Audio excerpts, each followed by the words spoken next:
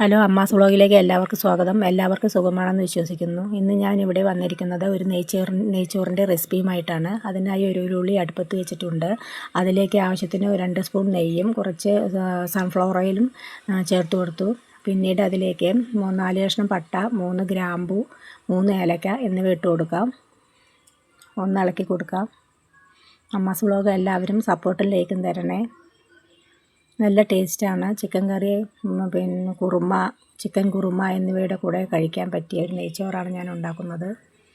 എല്ലാവരും ഒന്ന് ഉണ്ടാക്കി നോക്കാൻ ശ്രമിക്കണേ. ഉണ്ടാക്കി നോക്കി അഭിപ്രായം പറയാനും മറക്കരുത്. അതിലേക്ക് ഒരു വലിയ സവാള, മീഡിയം സൈസ് സവാള കനം കുറച്ച് അരിഞ്ഞത് ചേർത്ത് കൊടുത്തു. 2 പച്ചമുളകും ചേർത്ത് കൊടുത്തു.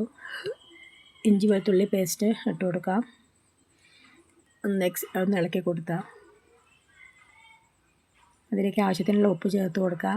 ഒന്ന് അടച്ച് വെച്ച് തിളയ്ക്കുന്നവരെ അടച്ച് വെച്ച് അതിലേക്ക് കഴുകി വൃത്തിയാക്കി ഊറ്റി വെച്ച അരി ചേർത്ത് കൊടുക്കാം.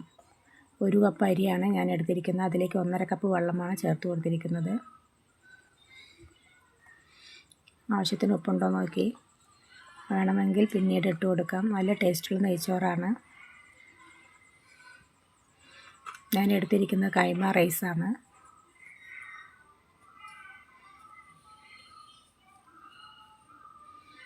നെയ്ച്ചോറ് റെഡി ആയിട്ടുണ്ട്. അതിലേക്ക് കുറച്ച് നെയ്യ് കൂടി ചേർത്ത് കൊടുക്കാം.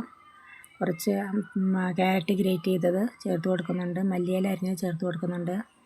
പിന്നെ ഉള്ളിയും സവാളയും അണ്ടിപ്പരിപ്പും ഫ്രൈ ചെയ്തത് ഇട്ട് കൊടുക്കാം. സർവിങ് പ്ലേറ്റിലേക്ക് മാറ്റി നല്ല ടേസ്റ്റ് വേണം കഴിക്കാൻ. ചിക്കൻ കറി വേണം.